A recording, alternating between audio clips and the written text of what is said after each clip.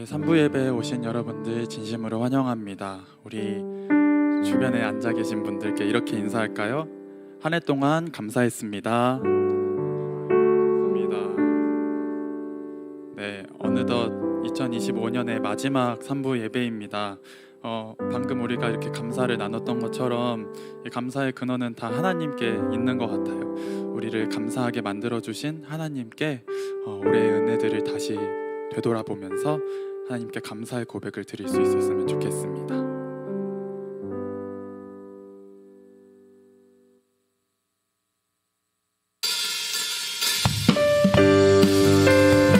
네, 우리 가능하신 분들 자리에서 일어나서 함께 기쁨으로 하나님 찬양하겠습니다.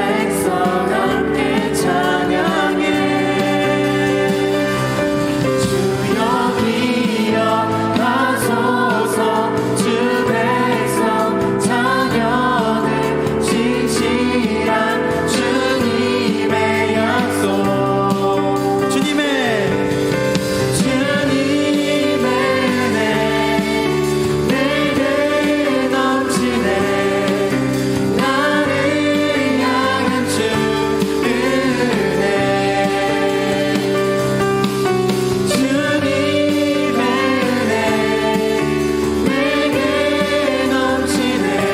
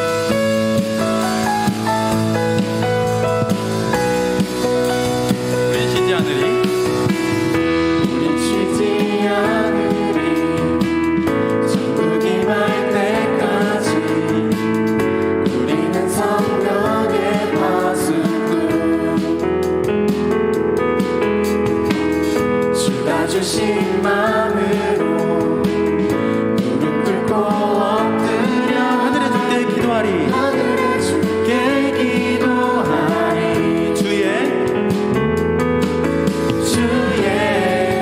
능력 곧 나타내소서 나타내소서 흐르는 눈물에 기도 들으소서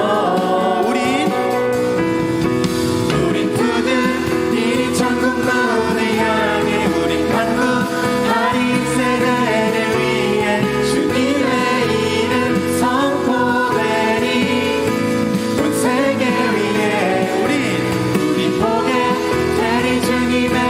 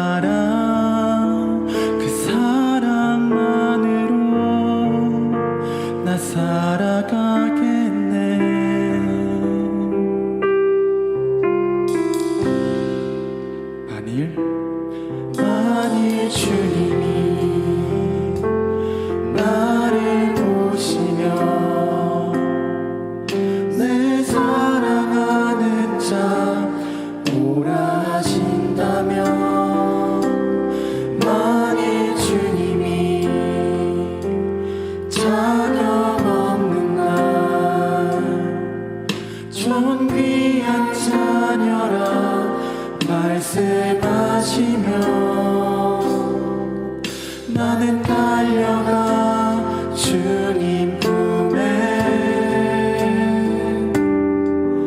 나를 부르신 주의 집에 영원히 거하리 참 아름다운 주님의 사랑 그 사랑 때문에 나 여기 서 있네 참 아름다운 주님의 사랑 그 사랑만으로 나 살아가겠네 참 아름다운 주님의 사랑 그 사랑 때문에 나 여기 서 있네 참 아름다운 주님의 사랑 그 사랑만으로 나 살아가겠네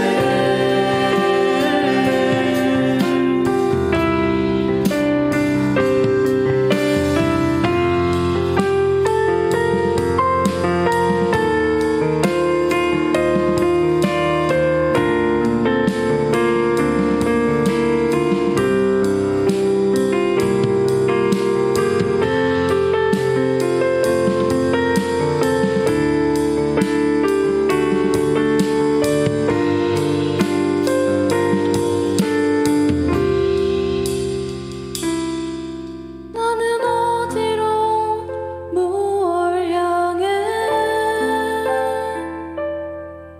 나는 어디로 무얼 위해 걸어가고 있을까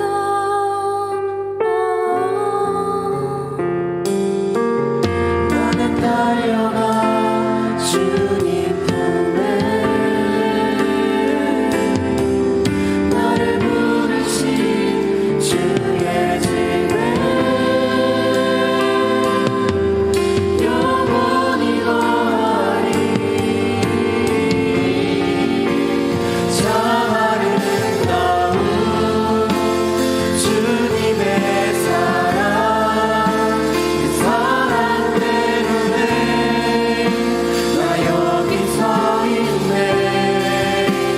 참 아름다운 주님의 사랑 그 사랑만으로 나 살아가겠네 참 아름다운 주님의 사랑 그 사랑 때문에 나 여기 서 있네 참 아름다운 주님의 사랑 그 사랑만으로 나 살아가겠네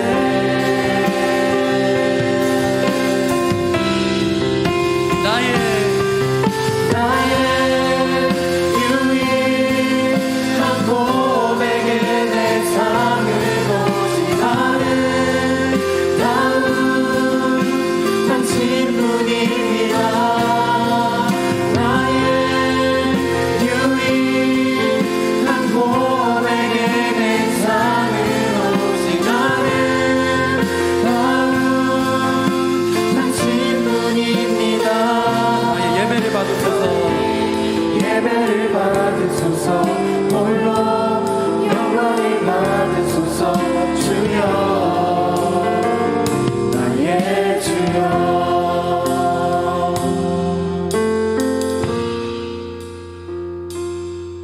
크고 작은 갈등을 겪곤 하지만 항상 결국 당신을 선택합니다 크고 작은 갈등을 겪곤 하지만 항상 결국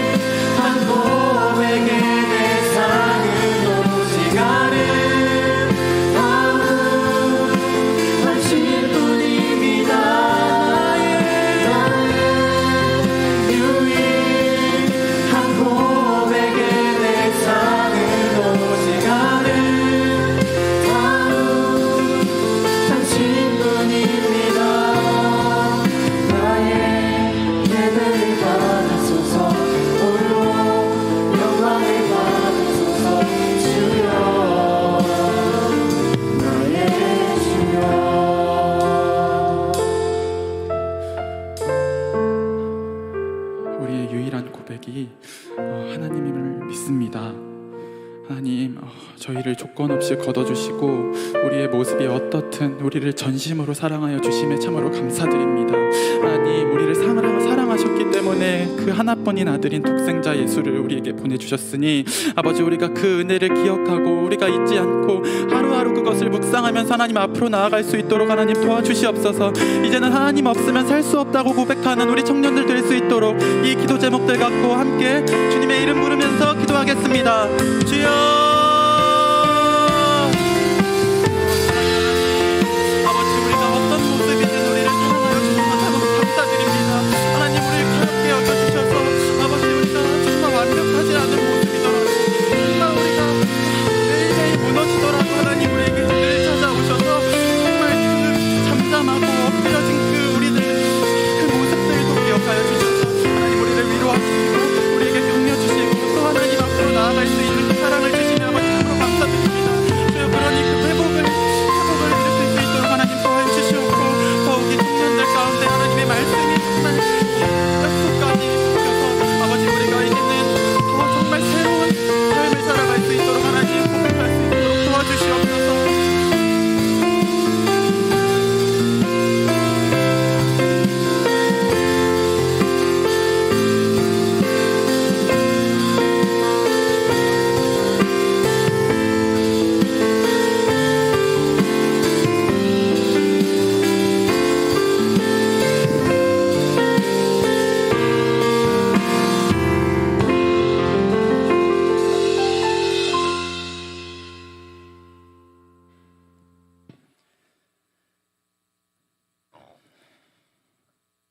하나님, 어느덧 올해의 마지막 주일 예배를 드립니다.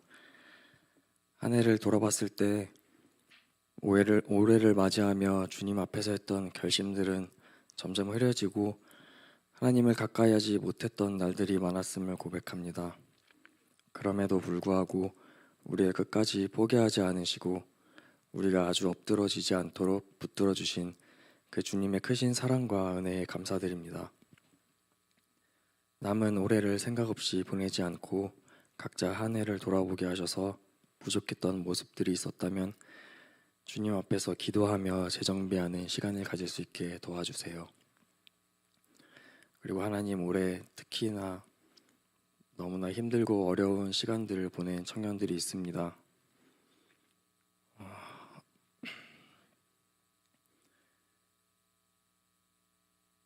하나님, 우리가 힘든과 어려운 상황 가운데서 하나님을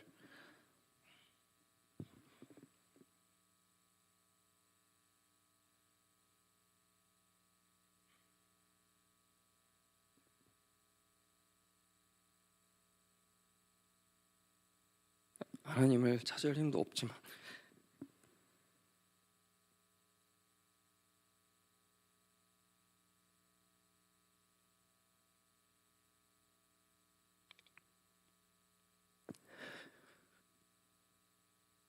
오늘 찬양한 것처럼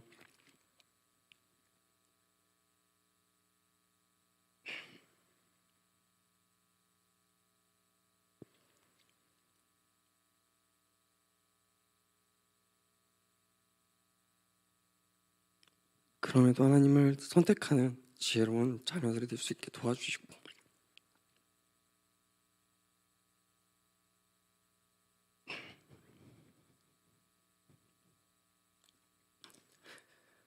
우리의 힘든 상황을 해결하실 수 있는 분은 오직 아버지 하나님을 항상 기억하며 믿음으로 나아갈 수 있게 도와주셔서 26년 새해에는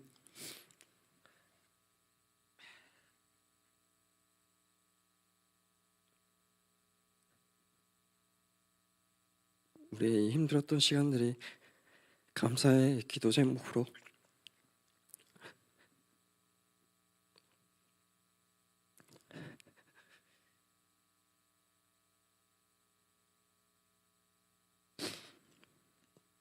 바뀔 수 있도록 주님 도와주시옵소서. 이 시간 하나님께서 주시는 말씀 마음속에 품고 다시 한번 힘을 내서 주님을 섬기는 삶을 살아갈 수 있게 도와주시고 말씀을 통해서 우리의 마음이 회복되고 상처들이 씻겨지는 시간 낼 수 있도록 주님 도와주시옵소서. 이 시간 형식적으로 드리는 예배가 아니라 하나님께 마음을 다하여 드리는, 하나님께서 기뻐하시는 예배가 될 수 있도록 주님 도와주시옵소서. 감사드리며 예수님 이름으로 기도드렸습니다.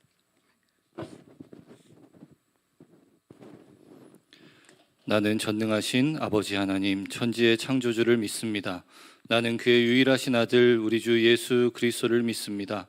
그는 성령으로 잉태되어 동정녀 마리아에게서 나시고 본디오 빌라도에게 고난을 받아 십자가에 못 박혀 죽으시고 장사된 지 사흘 만에 죽은 자 가운데서 다시 살아나셨으며 하늘에 오르시어 전능하신 아버지 하나님 우편에 앉아 계시다가 거기로부터 살아있는 자와 죽은 자를 심판하러 오십니다. 나는 성령을 믿으며 거룩한 공교회와 성도의 교제와 죄를 용서받는 것과 몸의 부활과 영생을 믿습니다. 아멘. 오늘 하나님께서 우리에게 주시는 말씀 구약성경 신명기 1장 28절부터 33절까지의 말씀입니다.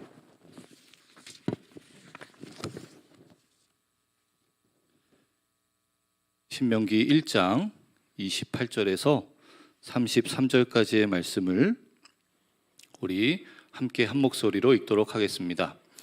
우리가 어디로 가랴? 우리의 형제들이 우리를 낙심하게 하여 말하기를 그 백성은 우리보다 장대하며 그 성읍들은 크고 성곽은 하늘에 닿았으며 우리가 또 거기서 안악 자손을 보았노라 하는도다 하기로 내가 너희에게 말하기를 그들을 무서워하지 말라 두려워하지 말라. 너희보다 먼저 가시는 너희의 하나님 여호와께서 애굽에서 너희를 위하여 너희 목전에서 모든 일을 행하신 것 같이 이제도 너희를 위하여 싸우실 것이며 광야에서도 너희가 당하였거니와 사람이 자기의 아들을 안는 것 같이 너희의 하나님 여호와께서 너희가 걸어온 길에서 너희를 안으사 이곳까지 이르게 하셨느니라 하라.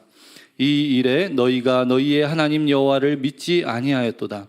그는 너희보다 먼저 그 길을 가시며 장막 칠 곳을 찾으시고 밤에는 불로 낮에는 구름으로 너희가 갈 길을 지시하신 자이시니라. 아멘. 신경적이라는 분이 꿈의 사람들이라고 하는 책을 썼는데요. 꿈의 사람들이라고 하는 이 책은 92명의 특별한 얘기들을 소개하는 내용입니다. 62번째 스토리로 이혜원 집사님의 그런 내용을 소개를 하는데요. 이 이혜원 집사님이란 분은 아내를 교회에 데려다 주고 자기는 밖에서만 그렇게 있기를 10년 동안을 그렇게 했다고 합니다. 그래서 계속 밖에만 있으니까 성도들이, 남신도들이 권유를 한 거죠. 예배 참석 좀 하시죠. 그래가지고 이제 예배 참석을 하게 됐습니다. 근데 이혜원 집사님은 당시에 롯데우유 이사로 근무하고 있었는데 그때만 해도 롯데우유라는 것이 인지도가 없어가지고 실적이 부진했습니다. 회사는 자꾸 압박을 하는 겁니다. 우리가 회사 생활 해보면 알지만 그런 미생의 그런 단어가 나왔나요? 회사는 뭐 지옥이고 나가면 또 죽음이고 막 그런 식으로 얘기를 하잖아요. 그만큼 이 회사 생활, 직장 생활이라는 것이 굉장히 힘들죠. 압박이 심하고 스트레스가 쌓이고 몸과 마음이 피곤하고 정말 어려움을 겪을 수가 있죠. 그런데 이혜원 집사님이 바로 그런 상황이었습니다. 오죽하면은요, 직전 이사는 스트레스 때문에 결국 병으로 죽고 말았다고 합니다. 자신도 도저히 감당할 수 없는 힘든 지경이 됐습니다. 그래서 그가 택한 것은 매일 새벽 기도를 나가는데 100일 새벽 기도를 작정했다고 합니다. 그리고 또 50일 새벽 기도를 했습니다. 하나님 앞에 간절하게 엎드리게 된 거죠.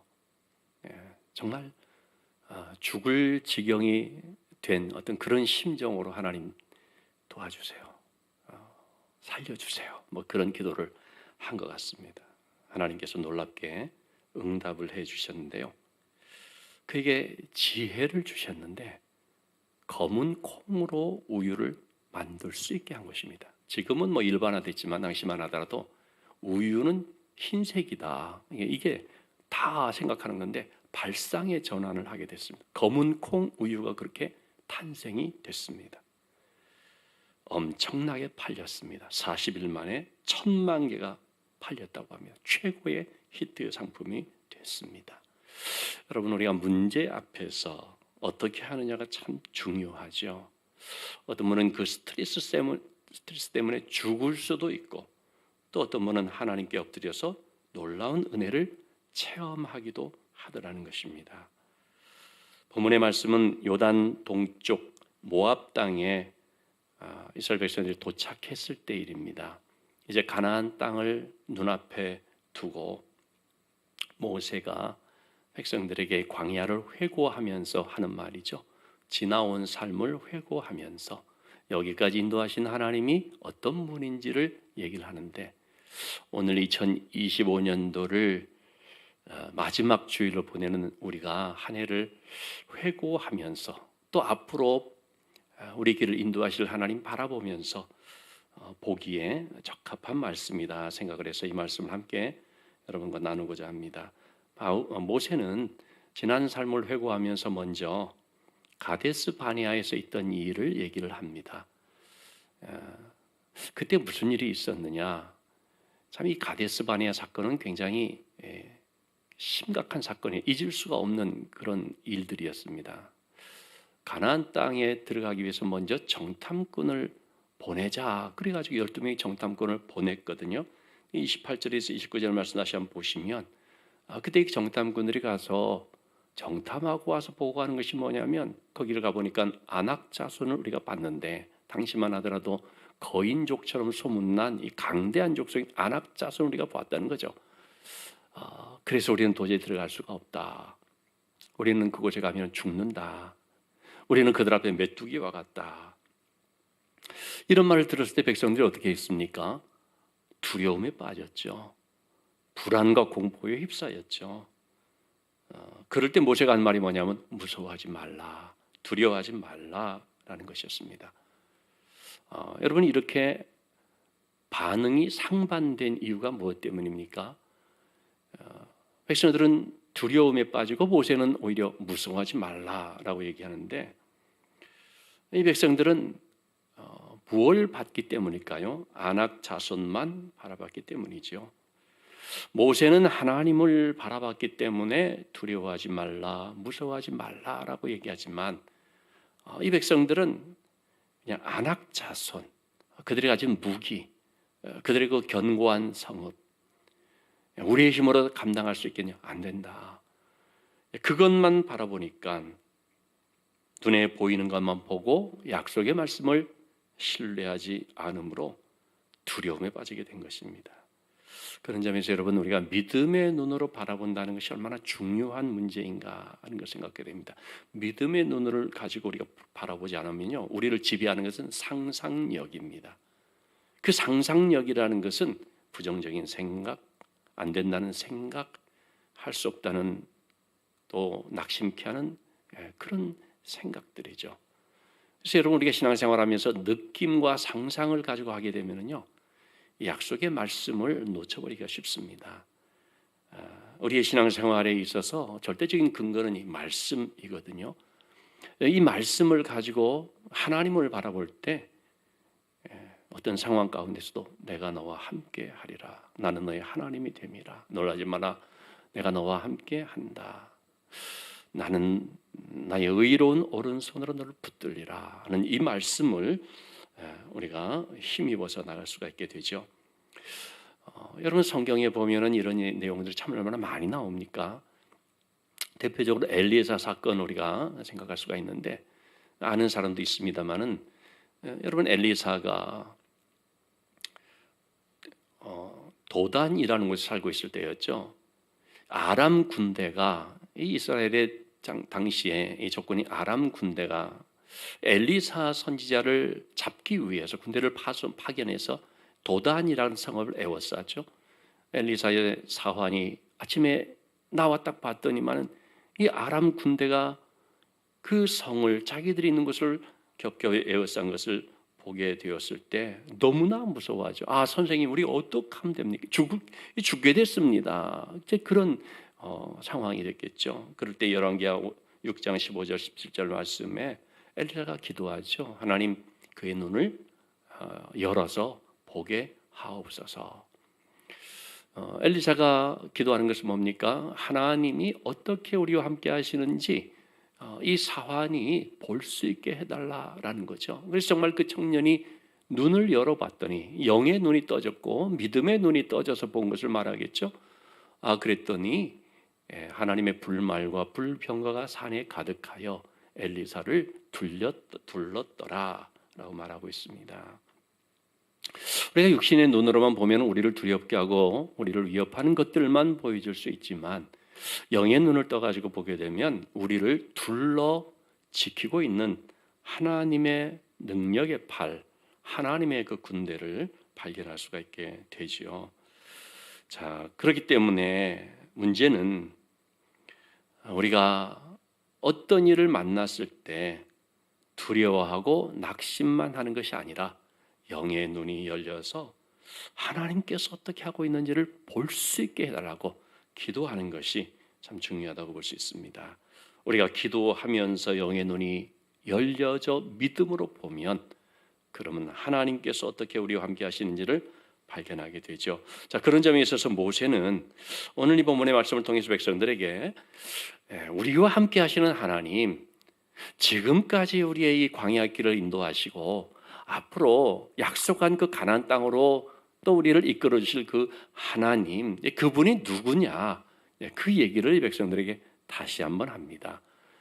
이미 했던 얘기인데 이걸 반복해서 강조해서 말을 하니까 신신당부하듯이 그렇게 얘기를 하니까 이걸 신명기라고 말하는 것입니다. 신명기라는 신자는 반복하다, 우리가 신신당부 그럴 때 쓰는 말이죠. 그러니까 굉장히 중요한 부분이기 때문에 꼭 기억해라라는 의미에서 말하는 것이 신명기 말씀이거든요.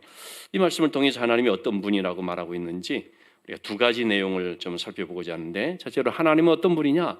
앞서 가시는 분이다라고 말합니다. 30절의 말씀을 보니까 하나님은 먼저 가시는 너희 하나님 여호와께서 그랬죠? 먼저 가시는 분이죠.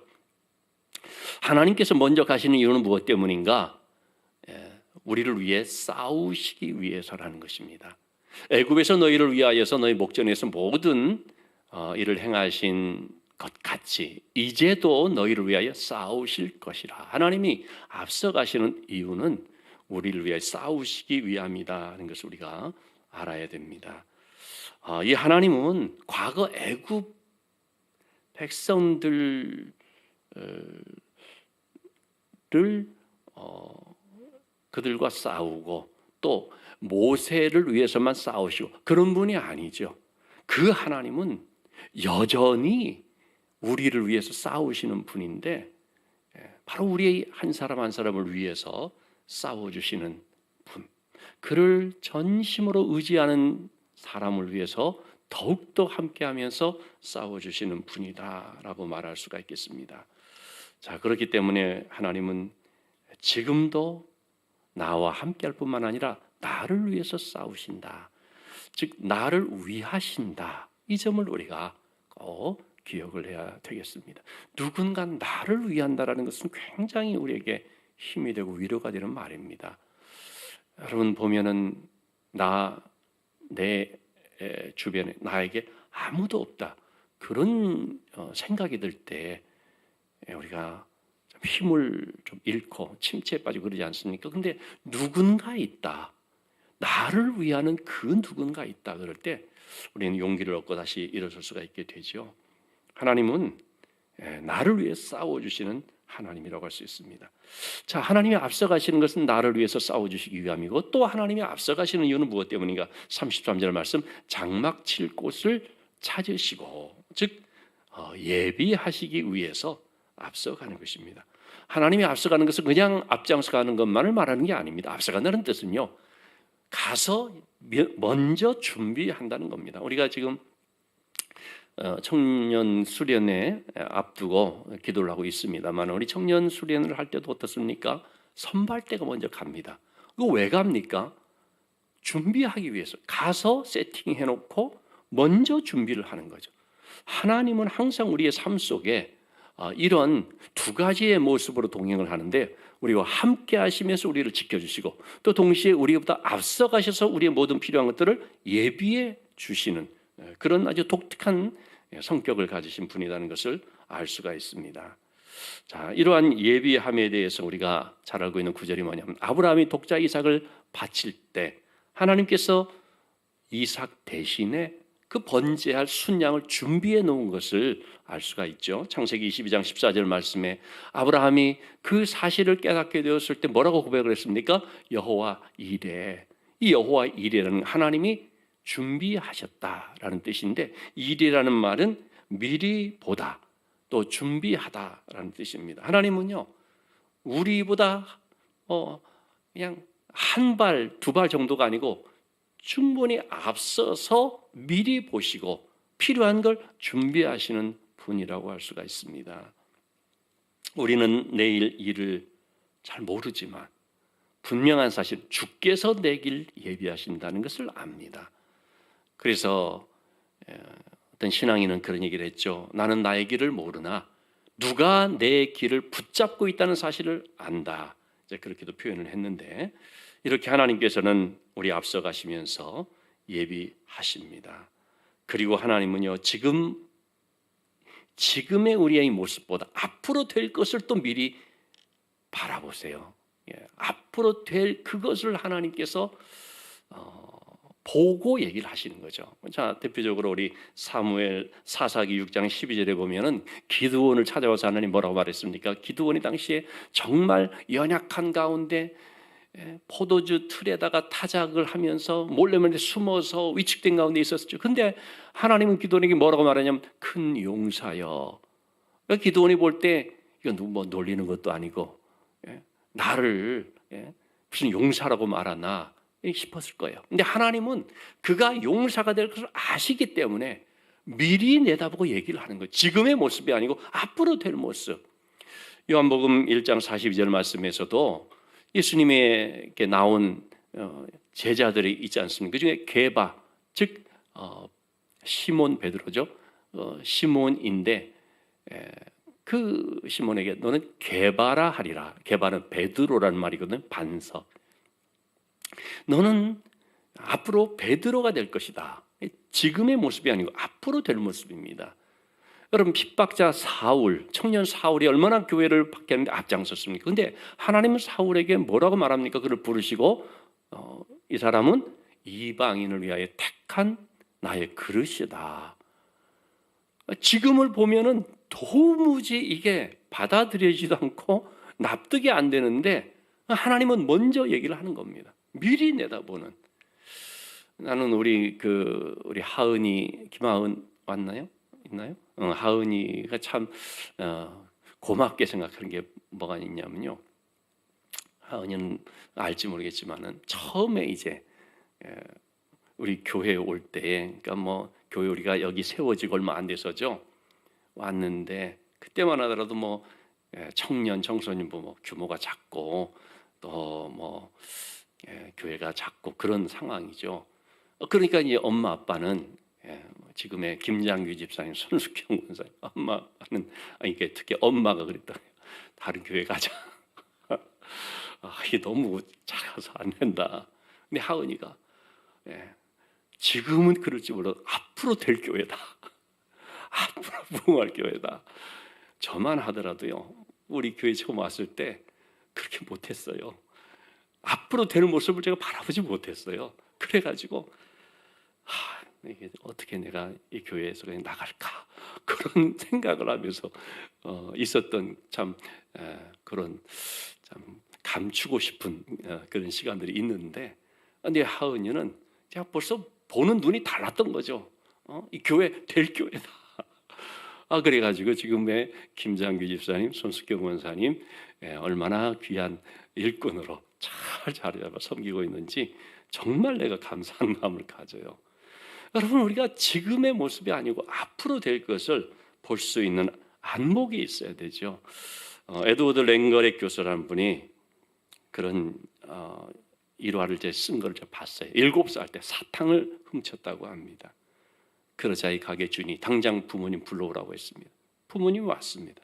아버지가 이 아들을 보자 내 아들이 범죄자라니, 그 말을 하는데 이 7살 난 아들이 가슴이 저미는 아픔이 느껴졌다는 것입니다.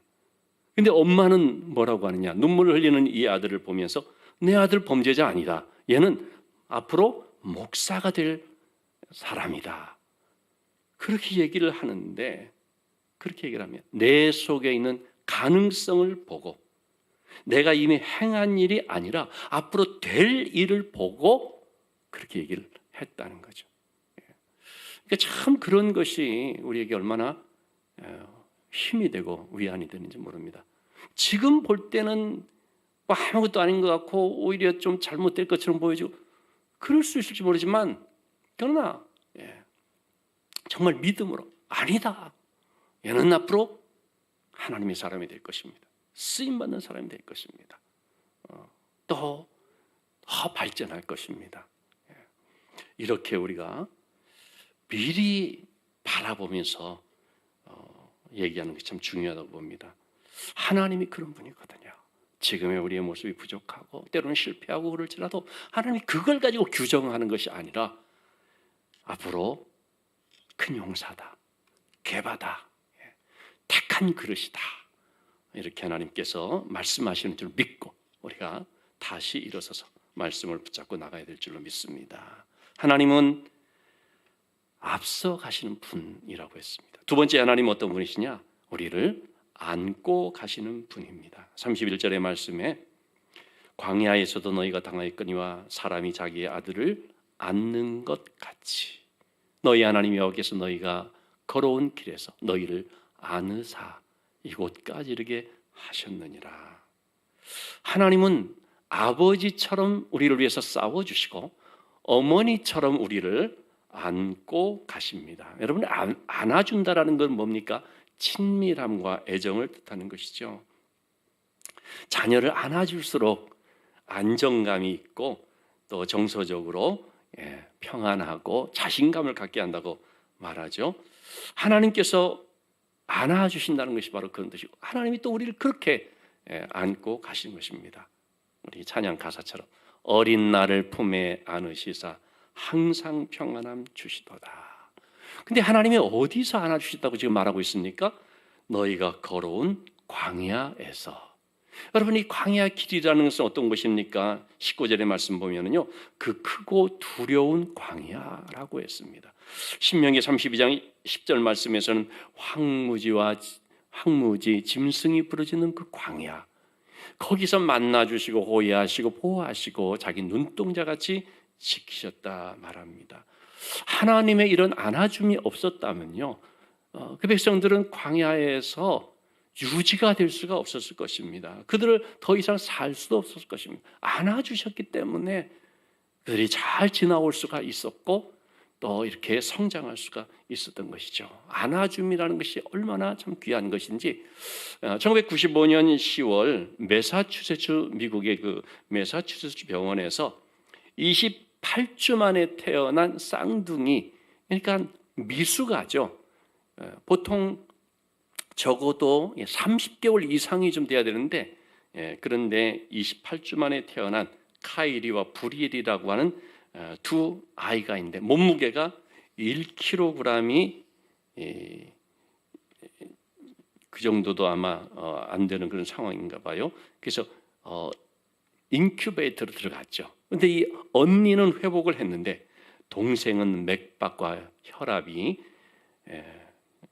또 호흡이 계속 떨어진 것입니다. 의료진은 온갖 방법을 통해서 이 동생을 살려보려고 애를 썼는데 안 된 거죠. 그럴 때 누가 제안을 했습니다. 이 언니를 동생이 있는 인큐베이터 안으로 한번 넣어주면 어떨까? 굉장히 위험한 발상이거든요. 그걸 둘 다 그러다가는 큰일 날 수도 있는 상황인데 하도 안 되니까 한번 그렇게 보면 어떨까 해서 언니를 그 동생 인큐베이터에 넣었다는 것입니다. 초조한 가운데 지켜보게 됐는데 갑자기 그때 이 어린 깐난하게 언니가 동생의 어깨에 손을 딱 올려줬는데 사진으로 보는 것처럼요. 이걸 찍었어요. 그래서 딱 동생이 올려줬는데 동생이 그 순간 심장이 뛰면서 살아나게 된 거예요. 다 큰 성인이 되어서 또 사진을 이렇게 찍었는데 생명을 구하는 포옹이라고 하는 제목으로 알려지고 많은 감동을 주게 됐습니다.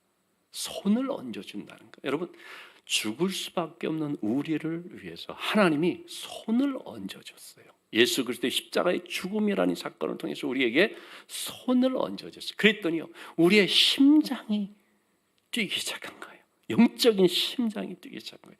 영적인 세포가 살아나기 시작한 거예요. 이것이 바로 하나님의 손길 안아주심이다라고 말할 수가 있습니다. 그럼 하나님께서 언제까지 안아준다고 약속을 했나? 이사야서 46장 3절 4절에 보면요 배에서 태어남으로부터 내게 안겼고 또 태에서 남으로부터 내게 업힌 너희여 너희가 노년에 이르기까지 내가 그리하겠고 백발이 되기까지 내가 너희를 품을 것이라 품고 구하여 내리라.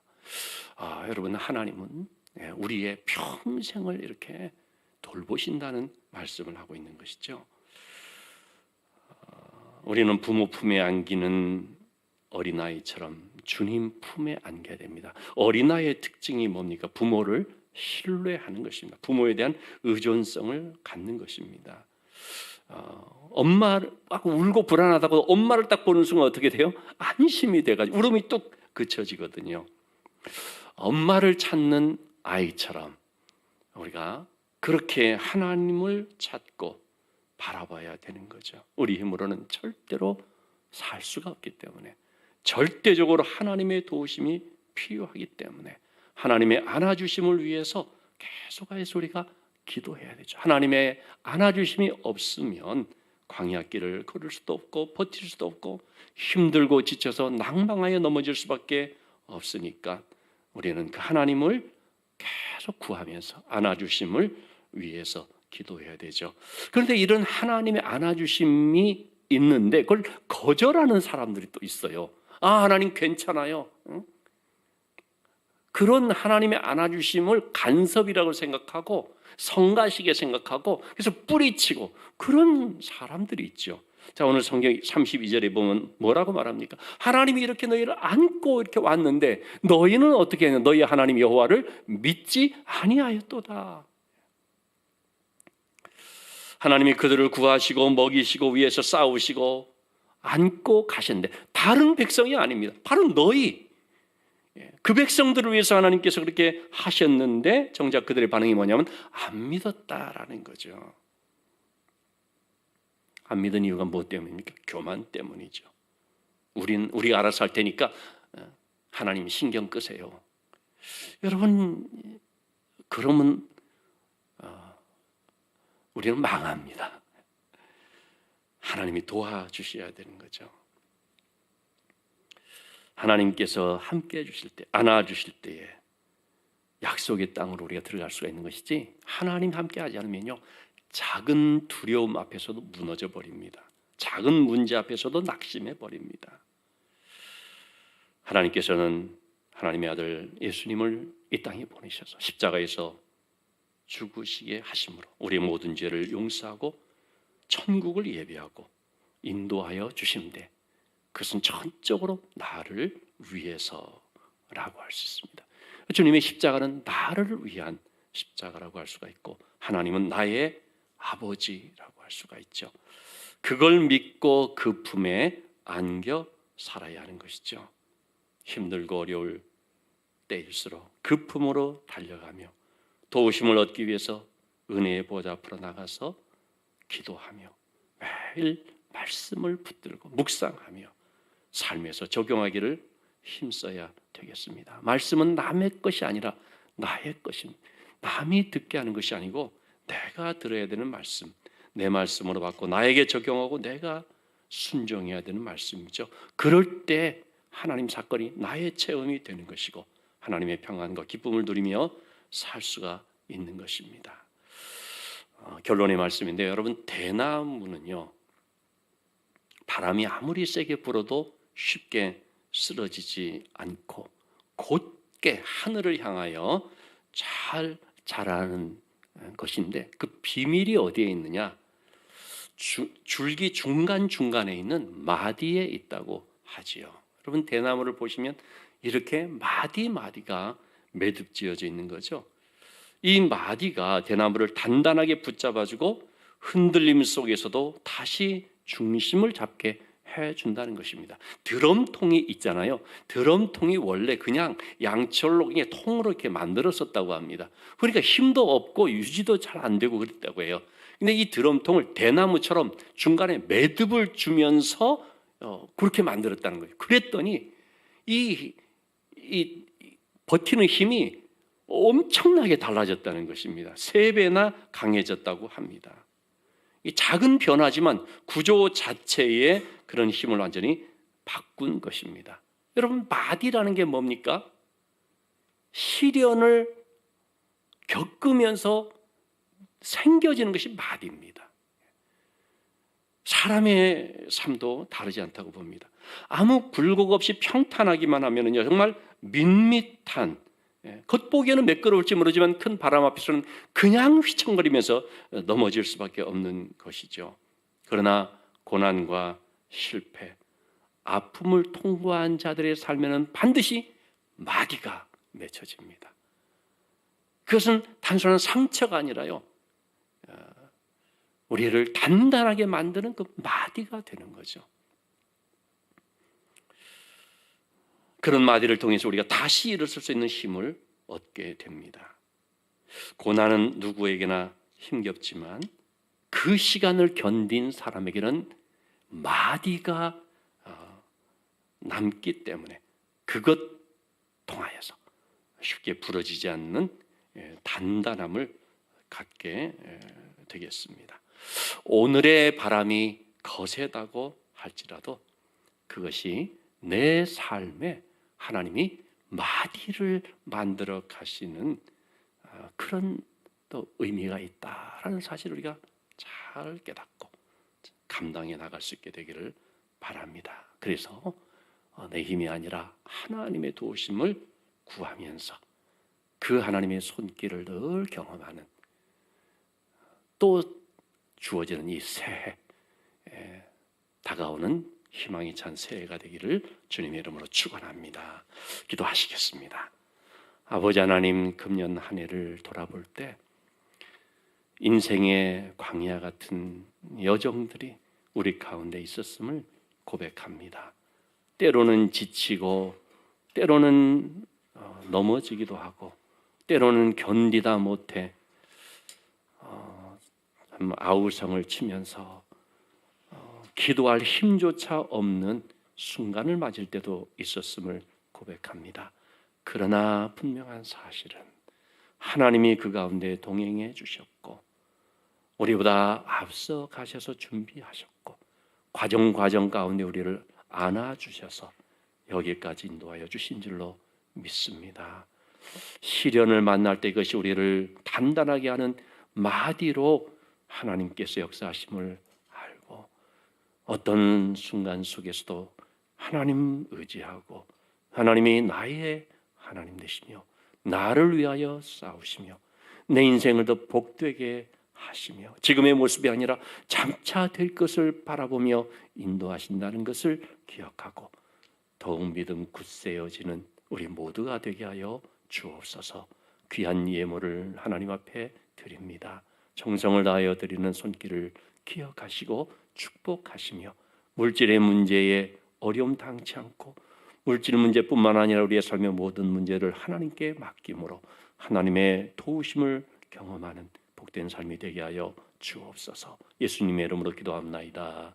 아멘. 들은 말씀 기억하시며 날마다 숨쉬는 순간마다 찬양하겠습니다.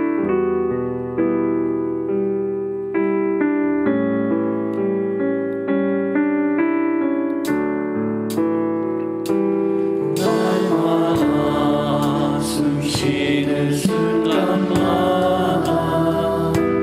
내 앞에 어려움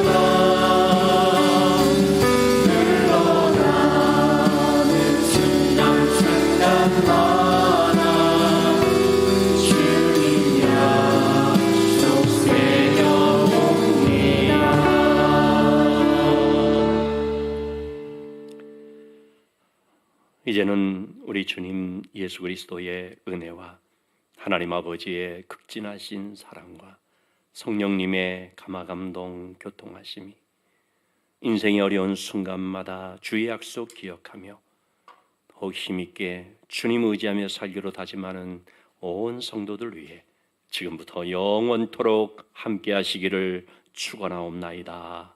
아멘.